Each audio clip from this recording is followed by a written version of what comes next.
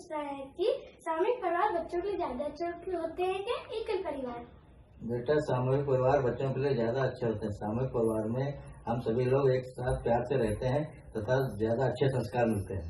नानी जी, मुझे आपसे एक प्रश्न पूछना है कि मेरे जन्म होने में आपको कैसा लगा था? बेटा, तुम्हारे जन्म पे मुझे बहुत ही अच्छा लगा। जब मैंने तुम्हें गोद में लिया तो मुझे ऐसा लगा कि मुझे सारे चांद सितारे मेरे गोद में आ गए हैं और मुझे ईश्वर ने एक खिलौना दिया है।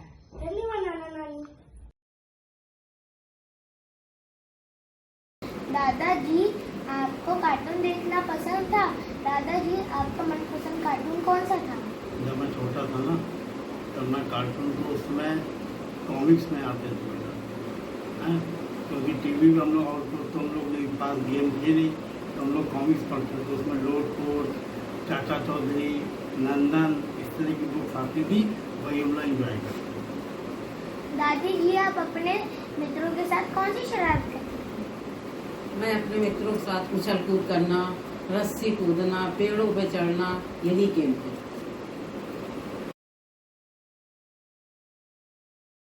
नानी, एक सवाल पूछूं? पूछो ना बेटे। आपके गांव में क्या क्या परिवर्तन देखने को मिलता था जो शहरी जीवन में नहीं है?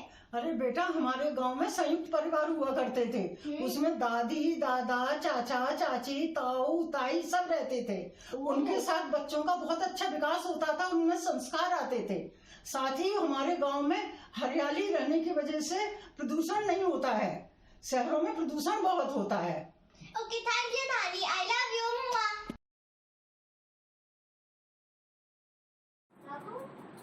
आपसे एक सवाल पूछना था कि एकल परिवार ज्यादा अच्छा होता है या फिर संयुक्त? बेटा, संयुक्त परिवार ज्यादा अच्छे होते हैं एकल परिवार के मुकाबले में, क्योंकि एकल परिवार में केवल मम्मी पापा और बच्चे ही होते हैं। संयुक्त परिवार में दादा दादी, चाचा चाची सभी लोग रहते हैं। बच्चों का ख्याल सभी लोग रखते हैं। अगर मम्मी पापा कहीं चले जाएं तो बच्चों का ख्याल रखने के लिए कोई नहीं बचता है एकल परिवार में।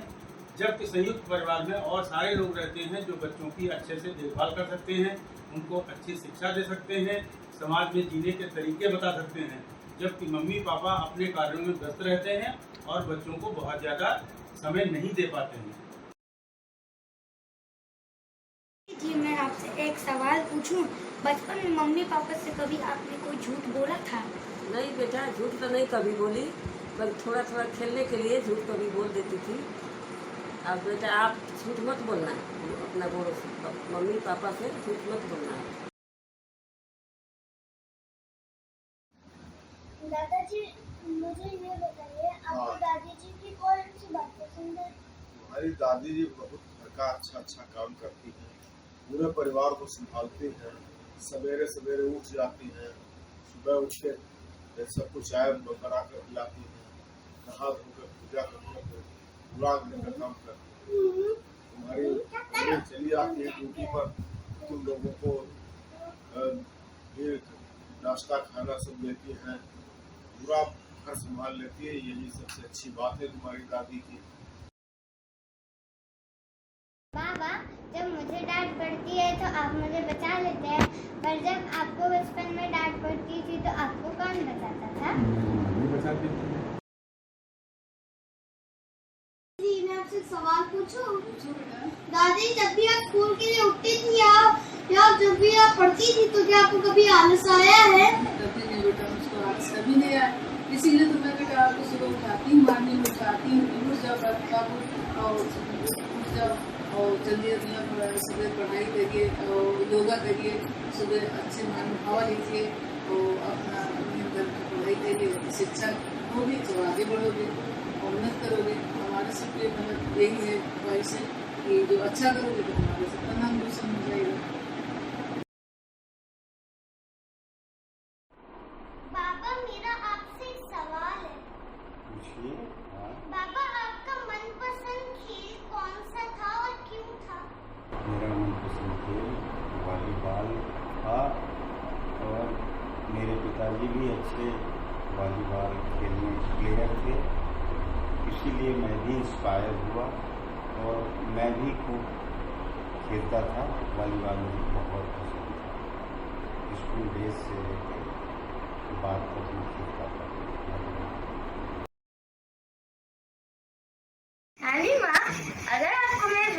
में आने का मौका मिलेगा तो आप मेरे मित्रों को क्या सीख देंगी? मैं तुम्हारे मित्रों को ये सीख दूंगी कि तुम लोग अच्छे से रहो, पढ़ाई लिखाई करो, बड़ों को सम्मान करो, अपने स्कूल का, देश का नाम करो, खाओ पियो मस्त रहो। नाना जी, आपका मनपसंद खिलाड़ी कौन है? कपिल देव। धन्यवाद। गुड इवनिंग नानी माँ। गुड इवनिंग सृजन। आप कैसी हैं? ठीक है बेटा। नानी माँ, आपका मनपसंद खेल कौन सा है? बेटा मेरा मनपसंद खेल लूडो है। मैं बचपन में बहुत खेला करती थी। दादाजी, आप जिस पद पर कार्य कर रहे थे, क्या आपने अपने लिए यही लक्ष्य सोचा था या कुछ और? बेटा मैं 1974 में आकाशवाणी में कार्यभार ग्रहण किया और पूरी मेहनत और लगन से कार्य किया।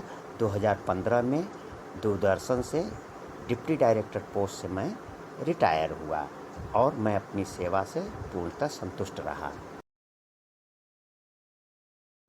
नाना जी, हम अपने अध्ययन को और कैसे अच्छा कर सकते हैं? अपने अध्ययन को और अच्छा बनाने के लिए हमको प्रातः जल्दी उठना चाहिए और उसके साथ साथ योगा, प्राणायाम और व्यायाम द्वारा अपने बुद्धि को प्रबल बनाना चाहिए। और बच्चों को सुबह सुबह जो है अध्ययन करना चाहिए, रिवीजन करना चाहिए, ताकि सुबह सुबह पढ़ने से बच्चों को अच्छी वो मिलती है, याद हो जाता है। नानी, आपका मनपसंद खाना क्या है? मेरा मनपसंद खाना डोसा, बहुत अच्छा लगता है। ठीक है। नानी जी, जब आप होमवर्क नहीं करती थी तो क्या आपकी मम्मी भी आपको डांटती थी? कुछ बताइए इसके बारे में। हाँ, मेरी मम्मी भी मुझे डांटती थी जब मैं होमवर्क नहीं करती थी, और जब कर रख लेती थी होमवर्क तो उपहार भी मिलता था। अच्छा। दादी जी, आपको देसी भोजन पसंद है या चाइनीज? देसी भोजन पसंद है, भोजन नहीं पसंद है। धन्यवाद दादी। आपकी मम्मी पापा कैसे मस्ती करते थे? कहाँ घुमाने ले जाते थे? मैं तो अपने मम्मी पापा के साथ खूब मस्ती करती थी, मूवी भी देखने जाती थी और मम्मा के साथ जो है बहुत जगह घूमने भी गई हूँ। मैं मम्मी के साथ मस्ती करती थी, पापा के साथ इतनी मस्ती नहीं करती ना लड़कियाँ, तो इसलिए मैं मम्मी के साथ खूब मस्ती करती थी। मैं घूमने जाती थी मम्मी के साथ खाना खाते थे, इंजॉय करते थे, गेम्स खेलते थे, बहुत मज़ा आता था। बाबा जी, मैं आपसे एक सवाल पूछूं? हाँ, पूछिए। आपने कभी स्कूल न जाने के लिए पेट दर्द का बहाना किया है? बहाना? हाँ। पेट दर्द का? हाँ भाई, याद तो आ रहा है।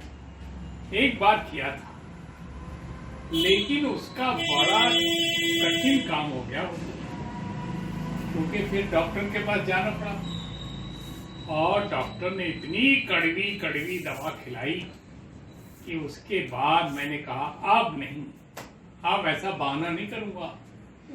एक बार तो किया था, लेकिन उसके बाद नहीं किया। Never. And one should not do. You agree? Yes. Yeah good. जी, आपका प्रिय विषय क्या था और आपको क्यों पसंद था? हमारे प्रिय विषय हिंदी और संस्कृत था। क्योंकि मेरी मातृभाषा है, इसलिए मुझे बहुत पसंद था। मैं तुमको हिंदी और संस्कृत में कविता सुनाता हूँ। ऐसी वाणी बोलिए मन का आपा खोए, औरन को शीतल करे आपहु शीतल होए। संस्कृत सुनाता हूँ। नैनम छिद्दन्ति सहस्राणि, नैनम दहति पावक, नैनम क्लेदयन्तापो, नैनम शोषित मारिते। नाना जी, क्या आपके समय में भी प्रतियोगिताएं होती रहती थी, जिस प्रकार हमारे विद्यालय में होती हैं? कुछ बताइए उनके बारे में। क्यों नहीं बेटा, प्रतियोगिता तो मानव जीवन का अभिन्न अंग रही है। जब से ये श्रेष्ठ अस्तित्व में आई है, तब से विभिन्न रूपों में प्रतियोगिताएं होती रही हैं। हमारे स्कूल में भी, हमारे विद्यालय में भी प्रतियोगिताएं होती थी। विभिन्न प्रतियोगिताएं जैसे कि क्रिकेट की प्रतियोगिता, फुटबॉल की प्रतियोगिता, चेयर गेम इत्यादि इत्यादि बहुत सारे गेम थे, खेल थे, प्रतियोगिता, वाद विवाद प्रतियोगिता। हाँ, लेकिन हमारे समय में प्रतियोगिताएं स्वस्थ रूप में होती थी, हेल्थी कंपटीशन होता था। हम जिस प्रकार जीत को साहस अंगीकार करते थे और खुशी मनाते थे, उसी प्रकार हार को भी साहस स्वीकार करते थे। दादी जी, आप मुझे अपना कोई मनपसंदीदा गाना सुनाएंगी? जी बेटी, मैं बाबा साहब के ऊपर सुनाना चाहती हूँ। ठीक है।